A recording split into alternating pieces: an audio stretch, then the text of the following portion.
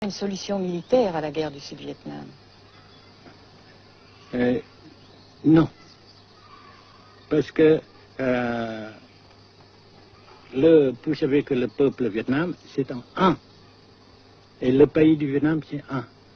Les Américains ont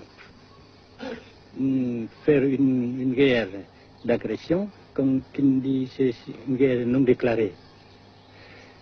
Et, comme vous savez aussi, vous avez pu lire dans la presse, n'est-ce pas, mondiale, que plus la guerre prolonge, plus les Américains et leurs valets, n'est-ce pas, comment dire ça,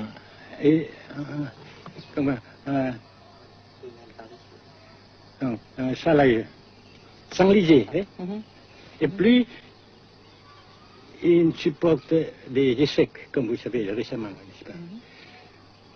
Par conséquent, la guerre ne peut pas durer éternellement. Et je suis très heureux que les politiciens haut placés français ont reconnu cela. Vous pensez que le général de Gaulle pourrait en quelque sorte, à un certain moment, arbitrer le conflit? Arbitrer, qu'est-ce que vous comprenez par le mot arbitrer? Nous ne sommes pas des équipes de football. Mais au-delà des accords de Genève, si je ne me trompe, une idée du général de Gaulle est la neutralisation de tout le sud-est asiatique.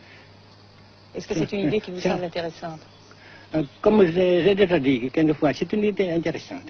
Mais ça dépend encore une fois de la volonté de ces peuples et la manière comment on procède à réaliser. C'est une grande question, n'est-ce pas? Et je ne peux pas dire que je suis d'accord. Et je ne dis pas que je ne suis pas d'accord, n'est-ce pas? Mais parce que vous dites, par exemple, vous dites fleurs. Fleurs, il y a beaucoup de sortes de fleurs.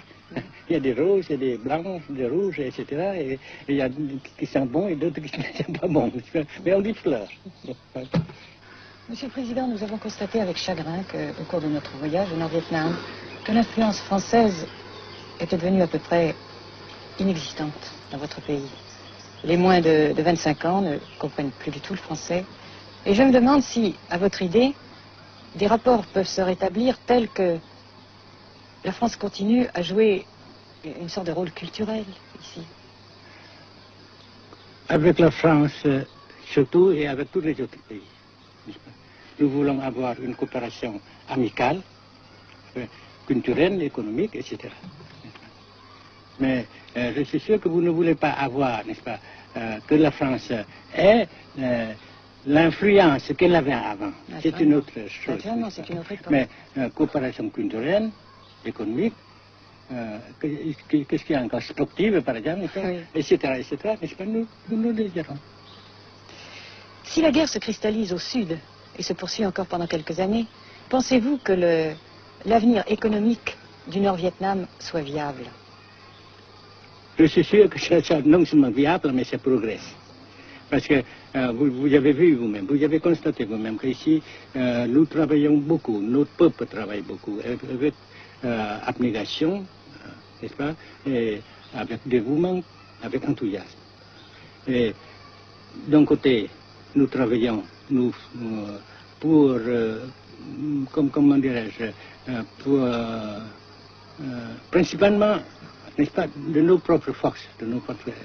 Et aussi, nous avons, n'est-ce pas, l'aide fraternelle des pays socialistes, n'est-ce pas. Alors, nous, plus qu'ici, et après cela, n'est-ce pas, nous avons déjà réalisé des progrès. Pas très tant comme nous voulons, mais nous avons réalisé des progrès. Et dans l'avenir, nous progressons nous-mêmes. Mais vous mentionnez là l'aide des pays socialistes. Est-ce que cette aide ne s'est pas trouvée légèrement compromise à la suite du conflit idéologique entre la Russie et la Chine? Non, parce que ces questions, n'est-ce pas, différences idéologiques entre nos différents partis frères, c'est nos affaires intérieures. Ça passera.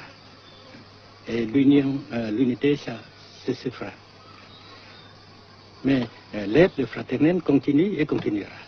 Et c'est très précieux pour nous. Bien sûr. Mais certains ont l'impression chez nous, Monsieur le Président, que le Nord-Vietnam se trouve actuellement assez isolé, asphyxié même, et que politiquement, il pourra difficilement éviter de devenir une sorte de satellite de la Chine. Qu'est-ce qu'on peut répondre à cela? Jamais, jamais, jamais, jamais.